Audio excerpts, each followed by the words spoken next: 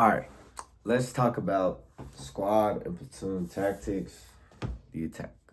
All right, so what we're referencing is TC3-21.76, which is the Ranger Handbook. And then we're also referencing ATP 3-21.8, which is the infantry, rifle, platoon, and squad.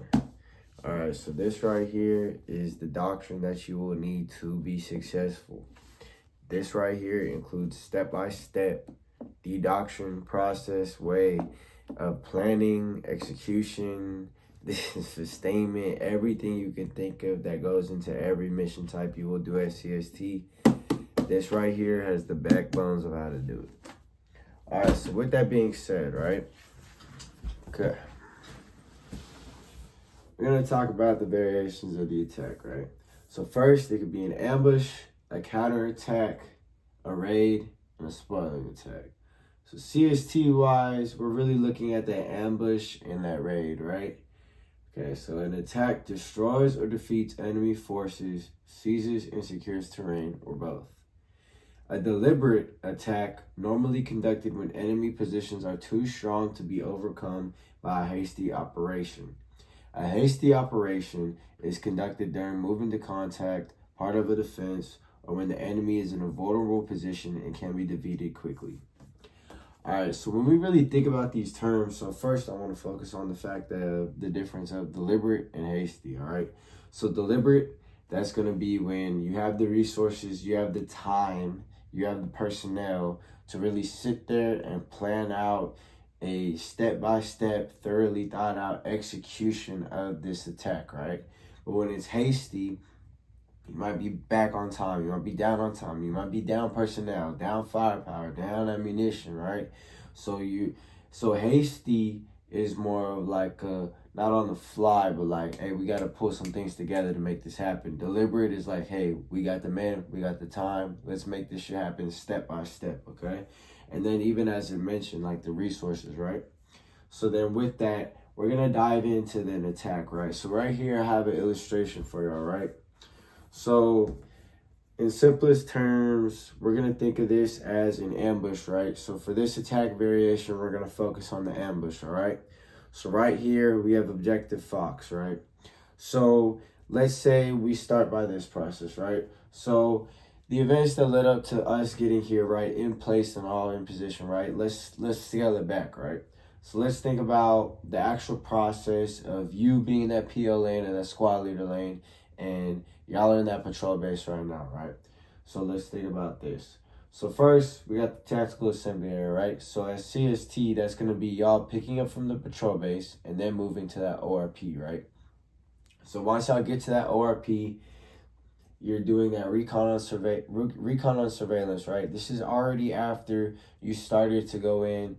Let's scale it back, okay? Look, so before that, so I don't want to confuse anybody. So when we think about this, let's think about we're in the patrol base, right? We just got our mission from higher up, right? And then boom, we start working on it, right? We push out that first warno, right? So while we're there, we're telling them the time we're about to leave and step off to the ORP, and then everything that the squad leader needs to disseminate to their fire teams, right? So you're giving them the mission, you're giving them a hit time, and you're giving them the why of what you're doing, right?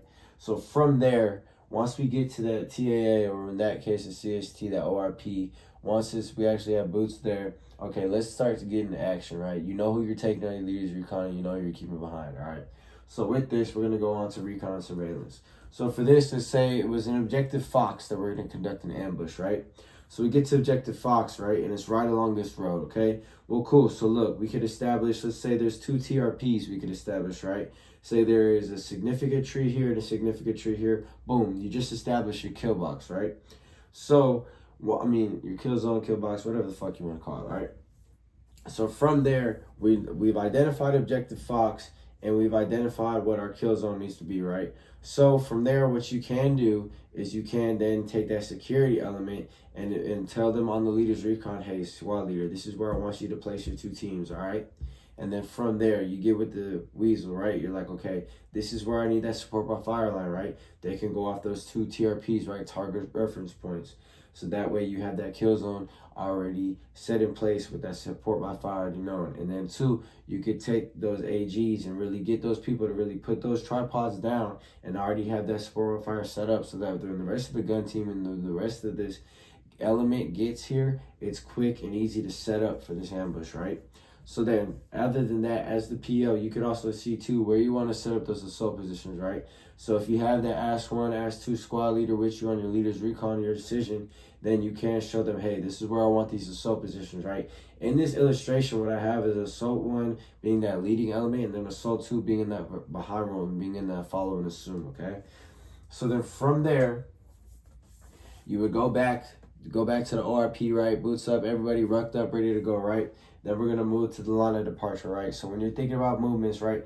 Or when we're on that leader's recon, we're close enough but not close enough to the objectives where if anyone's there, they'd be able to see us, right? So we're close enough to do our recon, get back. Okay, so we got to our line of departure.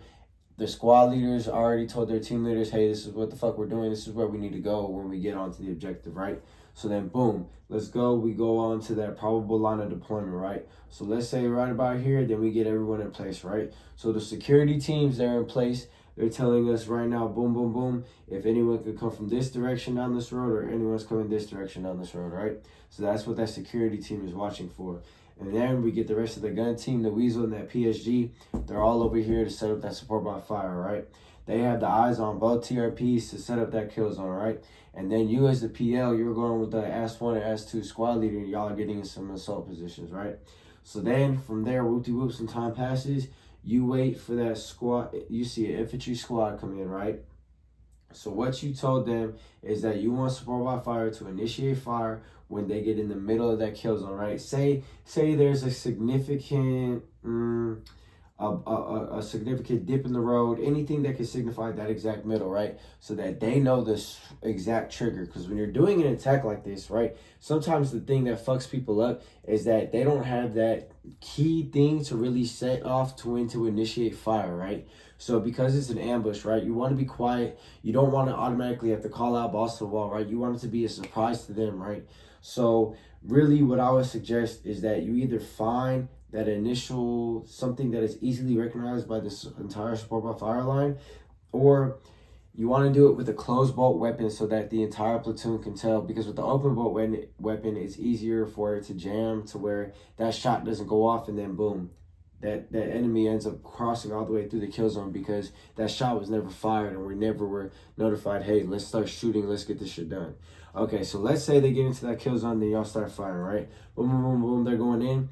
You get that assault 1 into position to assault through, and then you're going to call out shift fire, right? So however you as the PL decide that y'all want to call shift fire, they're going to list shift fire. They're going to shift to the left, right? Because we're flanking New York, we're flanking from the right.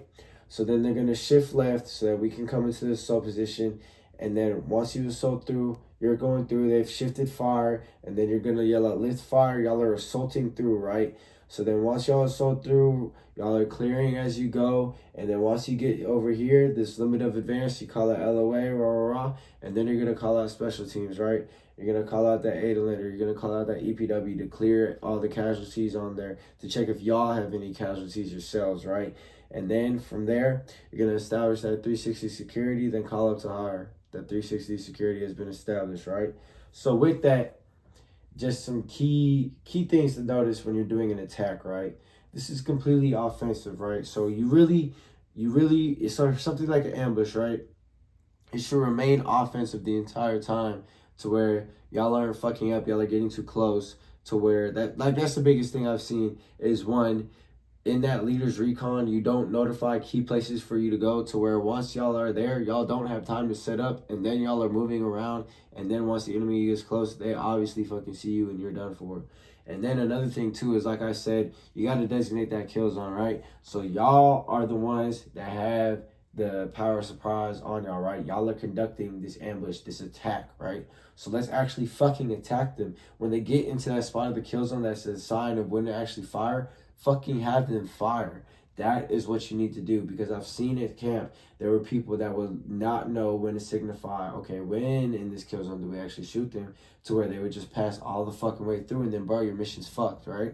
So really, that is how you're going to conduct that platoon attack, right? So really, on the scale like this, if you had to scale it back to a squad, you have to think about the personnel changes, right? So in a platoon, you have fucking AS1, AS2, weapons, and security, right?